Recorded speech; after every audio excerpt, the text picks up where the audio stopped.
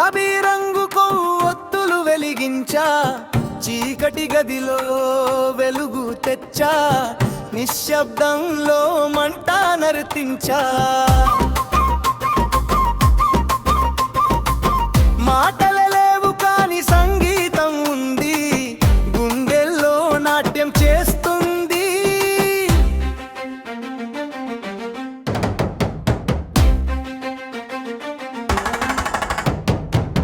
గులాబీ రంగు కొవ్వొత్తులా నాలోచనలే వెలుగులా, నిదురలేని రాత్రి కలలాయా వెలుగులు చిమ్ముతున్నాయా.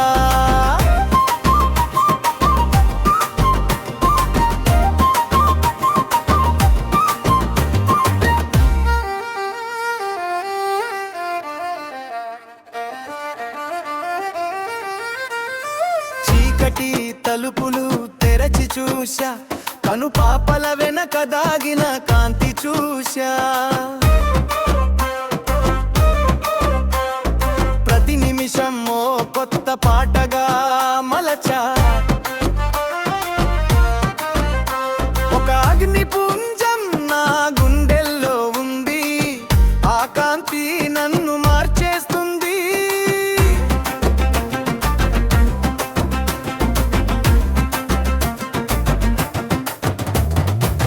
గులాబీ రంగు కొవ్వొత్తులా నాలోచనలే వెలుగులా, నిదురలేని రాత్రి కలలాలా వెలుగులు చిమ్ముతున్నాయా.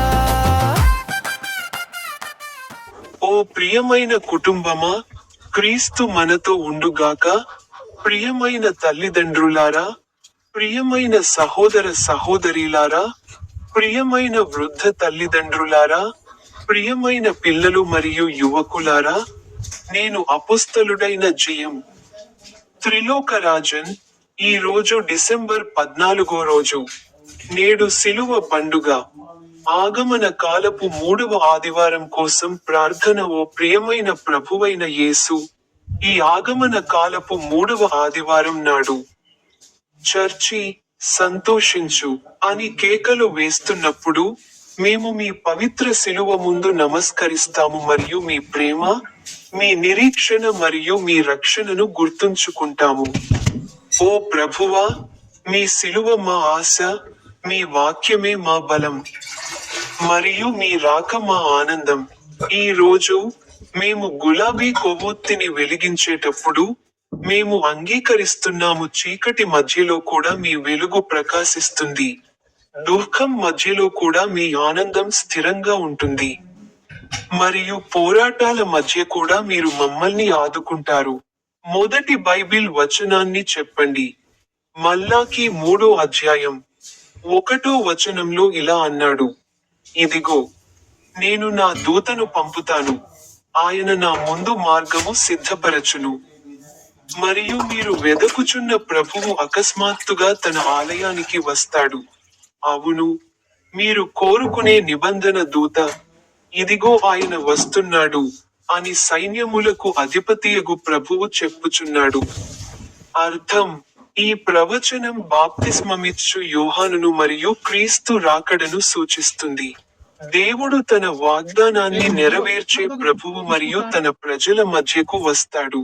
అనువాదం: దేవుడు ఎల్లప్పుడూ తన వాగ్దానాలను నెరవేరుస్తాడు. ఆయన సమయం పరిపూర్ణమైనది మరియు ఆయన ప్రణాళిక అద్భుతమైనది. ప్రార్థన: ఓ ప్రభూ, మా హృదయాలకు మార్గాన్ని సిద్ధం చేయుము. మీరు వచ్చినప్పుడు మేము మిమ్మల్ని గుర్తించి అంగీకరించగలము. ఆమెన్. అభ్యర్థన: ఓ దేవా, నీ ఉనికి నా జీవితంలో ప్రత్యక్షమవ్వనివ్వండి మరియు నా హృదయం నీ కోసం సిద్ధంగా ఉండనివ్వండి. ఆమెన్. రెండవ బైబిల్ వచనం గురించి మాట్లాడండి. పరిశుద్ధ లూకా సువార్త, అధ్యాయం 1, వచనాలు 26 మరియు 28.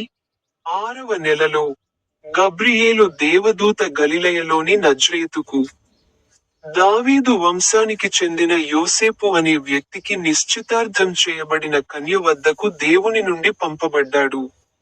ఆ కన్య పేరు మరియా. ఆ దేవదూత లోపలికి వచ్చి ఆమెతో, దేవుని కృప పొందినదానా, సంతోషించు, జయించు. ప్రభువు నీతో ఉన్నాడు అని అన్నాడు. అర్థం: మరియకు ఇవ్వబడిన సందేశం కృప, పిలుపు మరియు దేవుని సాన్నిహిత్యాన్ని వెల్లడిస్తుంది. దేవుడు గొప్ప పనుల కోసం సాధారణ వ్యక్తులను కూడా ఎంచుకోగలడు. అనువాదం: దేవుడు పిలిచినప్పుడు ఆయన కృప మరియు బలాన్ని కూడా అందిస్తాడు. ప్రార్థన: ఓ తల్లి మరియ దేవా, మా హృదయాలను కూడా నీ కృపతో నింపుము. తద్వారా మేము భయం లేకుండా నీ చిత్తాన్ని చేయగలము. ఆమేన్. అభ్యర్థన: ప్రభూ, మరియ వలె మమ్మల్ని వినయంగా, విధేయుడిగా మరియు విశ్వాసంతో నింపుము. ఆమేన్. 3వ బైబిల్ వచనాన్ని చదవండి. హెబ్రీయులు 13వ అధ్యాయం 6వ వచనం. కాబట్టి మనం ధైర్యంగా ఇలా అంటాము: ప్రభువు నాకు సహాయకుడు. నేను భయపడను. మనుష్యుడు నాకేమి చేయగలడు?